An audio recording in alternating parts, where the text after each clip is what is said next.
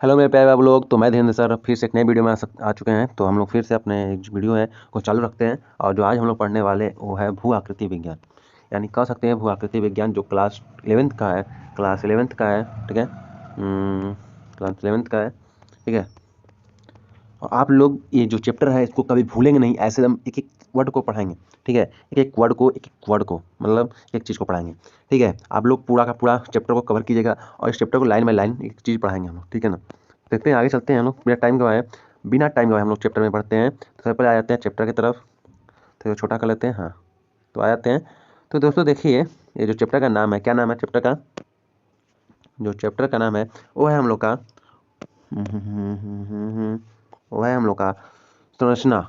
क्या? संरचना। और क्या है? भू आकृति विज्ञान। क्या है? संरचना और भू आकृति विज्ञान। क्या है? संरचना और भू आकृति विज्ञान। इसमें हम लोग को मेन यही पढ़ना है, जैसे कि प्रायद्वीपीय खंड और हिमालय और उसके प्रायद्वीपीय पहाड़ और उनके मालाएं और सिंधु घाटी और गंगा ब्रह्मपुत्र का जो मैदान है, जैसे कि उसमें भी आते हैं 6-7 को द्वीप समूह, तटीय समूह, भारतीय मरुस्थल, प्रायद्वीपीय पठार और भी बहुत सारे मैदान हैं, वो सब आते हैं। ठीक है, तो उसमें हम लोग वो सब पढ़ेंगे। ठीक है, सबसे पहले हम लोग चलते हैं अपना टॉपिक को क्लियर कर लेते हैं।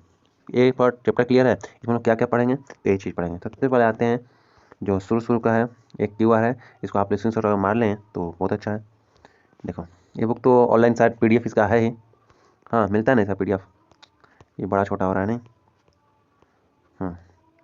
सब लोग पढ़ने लायक आ चुका है। देखो, तो लिखा है, ये बड़ा सा लिखा है क। क्या लिखा है? बड़ा सा क लिखा है। ओके, इसका कोई टेंशन फिक्र नहीं लेना है। देखो लिखा है, क्या आपने कभी सोचा है कि मिट्टी की उर्वरकता, गठन और स्वरूप अलग क्यों है? अच्छा, जो उर्वरकता है, गठन है और मिट्टी का स्वरूप है, ये तीनों का अर्थ मतलब पहले मतलब समझ लेते हैं। ठीक है, तब आते हैं। देखो, मिट्टी की उर्वरकता। ठीक है, मिट्टी की उर्वरकता। ठीक है, हम लोग एक चीज़ के बारे में पढ़ेंगे। क्या बोले? मिट्टी की उर्वरकता मतलब सॉइल फर्टाइल। ठीक है, तो क्या है मिट्टी की उर्वरकता है कि जो मिट्टी है, मिट्टी में पौधों को पोषण देने का क्षमता। ठीक है, मतलब मिट्टी के अंदर से मतलब कैसे पोषण देगा। यानी जो मिट्टी है, मिट्टी में कितने परसेंट कितना मात्रा पोषक तत्व है, जैसे नाइट्रोजन, फास्फोरस और पोटेशियम। ओके, और कोई डाउट? ठीक है, और जैसे कि उदाहरण में देख लेते हैं कि जैसे कि उदाहरण दिया है यहाँ पर कि मतलब अगर मिट्टी के अंदर पौधों में वृद्धि के लिए जरूरी है, उस समय अगर मिट्टी में पाया जाता है, जैसे हम लोग को खाना खाने के लिए प्रोटीन होना चाहिए, विटामिन होना चाहिए, खनिज लवण, आयरन होना चाहिए, तो ऐसे हम लोग को खाने मिलता है। अगर मिट्टी में वो सब है, पौधों को जो चाहिए, तो मिट्टी तो है ही। ठीक, तो क्या है? मिट्टी ठीक है ही। ठीक है, अगर नहीं है तो बात अलग है। ठीक है, लेकिन देखो यहाँ पर है जो ना, काली मिट्टी के अंदर सबसे ज़्यादा क्या है? उर्वरकता की मात्रा होती है, क्योंकि इसमें फसलों के लिए आवश्यक पोषक तत्व अधिक होते हैं। ओके, अब आता है बात कि मिट्टी का जो गठन है, मिट्टी का गठन। तो मिट्टी का जो गठन है बाबू लोग, क्या? मिट्टी का गठन क्या है? मिट्टी का गठन यानी फॉर्मेशन ऑफ सॉइल। यानी मिट्टी का गठन का मतलब है कि मिट्टी बनाने की प्रक्रिया, यह प्रक्रिया बहुत लंबे समय तक चलता है, मतलब हजारों साल, करोड़ों साल, अरबों साल ऐसे चलता है। मिट्टी बनने की प्रक्रिया जो है ना, जो मिट्टी बनने की प्रक्रिया है, यह प्रक्रिया बहुत लंबी होती है। इसमें चट्टानें हवा, पानी, तापमान, जीव जंतुओं के प्रभाव से धीरे धीरे टूटते हैं, बारीकी कण में बदलते हैं और फिर जाकर आते हैं मिट्टी बनते हैं। ठीक है, मतलब मिट्टी का गठन मतलब मिट्टी बना कैसे? फॉर्मेशन दिया ना आपको, फॉर्मेशन क्या दिया है? फॉर्मेशन यहाँ पर लिखे हैं इंग्लिश में, फॉर्मेशन यानी गठन, मिट्टी का गठन। मतलब जो बेसाल्ट चट्टानों के टूटने से काली मिट्टी बनती है। ठीक है, आप लोग यहाँ पर याद कर लो यहाँ से कि क्या है? बेसाल्ट चट्टानों के टूटने से काली मिट्टी बनती है। ठीक है, अब आते हैं थर्ड टॉपिक, यानी क्या नाम है कि मिट्टी की स्वरूप। मिट्टी का स्वरूप यानी मिट्टी का बनावट कैसा है, रंग, रूप, मोटाई, स्पर्श गुण। यानी मिट्टी का रेतीला है या दोमट है या चिकनी है या लाल मिट्टी, या सभी प्रकार के का स्वरूप कैसा है। ठीक है, स्वरूप के बारे में बात करें, जैसे कि यहाँ पर मेन जो दो मिट्टी का नाम दे दिया गया है, जैसे जलोढ़ मिट्टी, ये बहुत फेमस मिट्टी है। जैसे कि जो है ना, ये जलोढ़ मिट्टी हल्की और पीली होती है, और लाल मिट्टी जो होती है ना, लाल मिट्टी की और अपेक्षाकृत कम उर्वरक होती है। ठीक है, 3 समझ में आ गया। अब तीनों के बारे में थोड़ा थोड़ा दिया है, जैसे कि दिया है, क्या दिया है? हाँ, कि दिया है पहले नंबर मिट्टी उर्वरकता पौधों के पोषण देने के लिए क्षमता सक्षम होता है। ठीक है, और जो गठन होता है मिट्टी के चट्टानों से बनता है, और स्वरूप माने रंग रूप और बनावट। ठीक है, आगे चलते हैं इसके बारे में। क्या आपने यह भी सोचा होगा कि अलग अलग स्थानों पर चट्टानों के प्रकार भी भिन्न होते हैं। आपने कहीं सोचा होगा ना कि अलग अलग जगहों पर जो पत्थर है उसके अलग अलग आकार, अलग अलग रंग रूप होते हैं। चट्टानों व मिट्टी आपस में संबंधित है, क्योंकि असंगठित चट्टानें वास्तव में मिट्टी होती है। असंगठित जब असंगठित चट्टानों वास्तव में मिट्टी होती है, ठीक है। जो चट्टान होते हैं मिट्टी होते हैं। पृथ्वी के धरातल पर चट्टानों व मिट्टियों के जो है ना चट्टानों व मिट्टियों के विभिन्नता क्या कहते हैं भिन्नता धरातलीय स्वरूप के अनुसार पाई जाती है, ठीक है। अगर धरातल का स्वरूप अलग है तो मिट्टी भी अलग होगा, मतलब धरातल का बनावट कैसा है, ठीक है। अगर हम लोग का धरती अगर पानी वाली जगह जाओगे तो वहाँ दलदली टाइप का मिट्टी रहेगा। अगर कहीं जैसे जहाँ बाढ़ नदी का जाएगा तो वहाँ जरूर मिट्टी पाया जाता है। तो ऐसे ही अलग अलग स्थानों पर पृथ्वी के बनावट के आधार पर अलग अलग मिट्टी पाई जाती है, ठीक है। आगे चलते हैं। तो दिया वर्तमान अनुमान के अनुसार पृथ्वी की आयु लगभग 460 करोड़, देख रहे हो, 460 करोड़ वर्ष है। इतने लंबे समय के अंतर्जित और बहिर्जित बलों से अनेक परिवर्तन हुए हैं। अब ये अंतर्जित और बहिर्जित क्या है, सवाल उठता है ना बाबू, क्या सवाल उठता है कि अंतर्जित और बहिर्जित बलों मतलब बल जो है क्या है। तो आते हैं, सबसे पहले हम लोग इसके ऊपर बात कर लेते हैं थोड़ा सा। देखो, जो अंतर्जित होता है ये जो इडोगेटिक फोर्स होता है, इडोगेनिक फोर्स, यानी इसका जो मतलब तात्पर्य कह रहा है कि इसका तात्पर्य क्या है कि अंतर्जात बल वे होते हैं जो पृथ्वी के अंदर यानी भीतरी भागों में उत्पन्न होता है, ठीक है। इसका प्रभाव पृथ्वी के सतह को ऊपर उठाने और फाड़ने के रूप में दिखाई देता है, ओके। जैसे भूकंप आता है, ज्वालामुखी विस्फोट होता है तो एक ही जगह से फट जाता है। पवन निर्माण, भ्रमण, मोड़ बहुत सारे होता है वे। और छोटा में सुनिए ना, कह रहा है कि यह एक निर्माणकारी होते हैं क्योंकि नई भौगोलिक संरचनाएं बनाते हैं, जैसे पर्वत पठार। फिर दिया छठा क्वेश्चन, मतलब जो क्या है, बहिर्जात बल यानी एक्सोगेनिक फोर्स। मतलब इसका मतलब होता है कि बहिर्जात बल वे होते हैं जो पृथ्वी की सतह के बाहर यानी वातावरण, जल, हिम और जीव जंतुओं के कारण कार्य करते हैं। ये बल पृथ्वी की सतह को घिसने और काटने और समतल करने का काम करते हैं।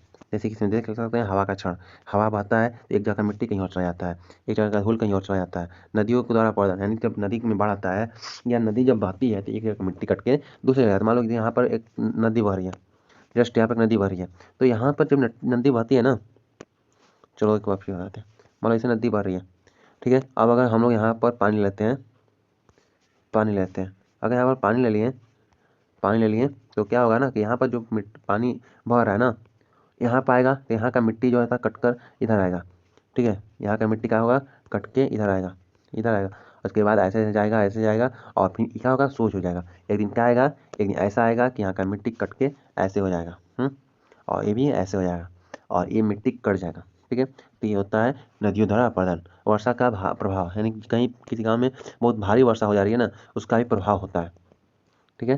उसका बहुत बड़ा प्रभाव होता है, ठीक है। आगे आते हैं तो दिया है हिमनदों का कटाव, ठीक है।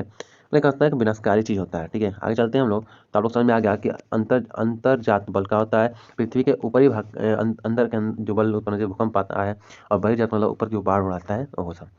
अनेक परिवर्तन होते हैं। इन बलों को पृथ्वी के धरातल और अधसलीय आकृति की रूपरेखा निर्धारण में एक महत्वपूर्ण भूमिका है ना, एक महत्वपूर्ण भूमिका। जैसे कि आप लोगों ने जो पृथ्वी का है ना टेक्टोनिक प्लेट के बारे में पढ़ा होगा, कहीं पढ़ा है ना, उसमें हलचल होता है तो क्या होता है, भूकंप आता है, ठीक है। तो जो टेक्टोनिक प्लेट होता है उसमें हलचल होता है, भूकंप आता है। इसको आपने पढ़ा होगा एनसीईआरटी के बुक 2006 में, जो भौतिक भूगोल का परिचय है उसमें, ठीक है। आगे आते हैं, क्या आप जानते हैं कि करोड़ों वर्ष पहले इंडियन प्लेट भूमध्य रेखा से दक्षिण में स्थित था, यानी कह सकते हैं अफ्रीका, जो ऑस्ट्रेलिया है ना, जैसे कि ऑस्ट्रेलिया है ना, जैसे कि भारत के नीचे ही ऑस्ट्रेलिया था और ऑस्ट्रेलिया भारत के नीचे था, ठीक है। तो कह सकते हैं कि ऑस्ट्रेलिया का प्लेट भी भारत का हिस्सा ही था, ठीक है। भारत और ऑस्ट्रेलिया दोनों एक ही था, ठीक है। करोड़ों वर्ष के दौरान यह प्लेट काफ़ी हिस्सों में टूट गई और ऑस्ट्रेलिया प्लेट दक्षिण पूर्व और इंडियन प्लेट उत्तर की दिशा में खिसकने लगी। क्या आप इंडियन प्लेट के खिसकने के विभिन्न अवस्थाओं को रेखांकित कर सकते हैं। इंडियन प्लेट का खिसकना अभी जारी है और इसका भारतीय उपमहाद्वीप के भौतिक पर्यावरण पर महत्वपूर्ण प्रभाव पड़ा है। बुक कह रहा है कि जो है ना अभी भी खिसक ही रहा है भारत, इंडिया की जो प्लेट है नीचे टेक्टोनिक प्लेट, वो अभी खिसक रहा है और हज़ारों साल पहले जो खिसका था ना ऑस्ट्रेलिया, वो भी खिसक ही रहा है दक्षिण पूर्व में, और हम लोग का भी जो है उत्तर में खिसक रहा है। तो कह रहा है कि यार ठीक है, क्या आप इंडियन प्लेट के उत्तर में खिसकने के परिणामों का अनुमान लगा सकते हैं? अनुमान लगाने का रहा है खिसकने का परिणाम, क्या परिणाम हो सकता है? भारतीय उपमहाद्वीपों की वर्तमान भू वैज्ञानिक संरचना व उनके क्रियाशील भू-आकृति प्रक्रम मुख्यतः अंतर्जित और बहिर्जनित बलों व प्लेटों के क्षैतिज चरणों की अंतर, इसको हम आपने को बताया ना, इस दोनों के बारे में हमने आपको ऊपर पढ़ा दिया है। ठीक है, ये अंतर का बल ये होता है बाहर का बल। ठीक है, आगे चलते हैं। तो दिया है कि अतः क्रिया के परिणाम स्वरूप अस्तित्व में आए हैं भूवैज्ञानिक संरचना व कौशल समूह की भिन्नता के आधार पर भारत के 3 भू वैज्ञानिक खंडों के विभाजित किया जाता है, जो भौतिक लक्षणों पर आधारित है, जैसे कि प्रायद्वीपीय पठार, हिमालय और अन्य अतिरिक्त पर्वतीय प्रायद्वीपीय पर्वत हिमालय, सिंधु, गंगा और ब्रह्मपुत्र मैदान। ठीक है, इतना आप लोगों को डाउट क्लियर? अगर इसमें कोई भी डाउट हुआ होगा तो आप लोग जरूर पूछ सकते हैं, जरूर पूछ सकते हैं आप लोग। इतना इस जो भूमिका है इसमें, ये अभी आपको पूरा भूमिका पढ़े हैं, ये खिसक रहा है। अब सबके बारे में एक एक करके पढ़ेंगे, 3 टॉपिक बांटा गया, तीनों के बारे में हम लोग फिर से पढ़ेंगे। तब तक इतना में कोई डाउट हो तो आप पूछ लीजिएगा, कमेंट बॉक्स आपका है, कमेंट में आपको कोई भी डाउट हो उसमें आप कमेंट कर दीजिएगा। ठीक है, एनी डाउट। ठीक है, आपको मैं सब डाउट का आंसर देने का कोशिश करूँ, लेकिन हाँ अनवांटेड डाउट नहीं होना चाहिए। बच्चा लोग जो चैप्टर में पढ़ रहे हैं ना उसी से डाउट होना चाहिए, अन्यथा डाउट का जो आंसर है नहीं दिया जाएगा। डाउट को सोचना तभी मिलेगा जब हमारा टॉपिक से ही आंसर क्वेश्चन रहेगा। ठीक है, अनवांटेड इधर उधर का बातें नहीं करना है कमेंट बॉक्स में आके। ठीक है, और आप लोग अपना फीडबैक जरूर दीजिएगा कि वीडियो कैसा है, आप लोग कहाँ से हैं, सब जरूर लिखिएगा। तो मिलते हैं नेक्स्ट वीडियो में, तब तक के लिए बाय बाय, जय हिंद।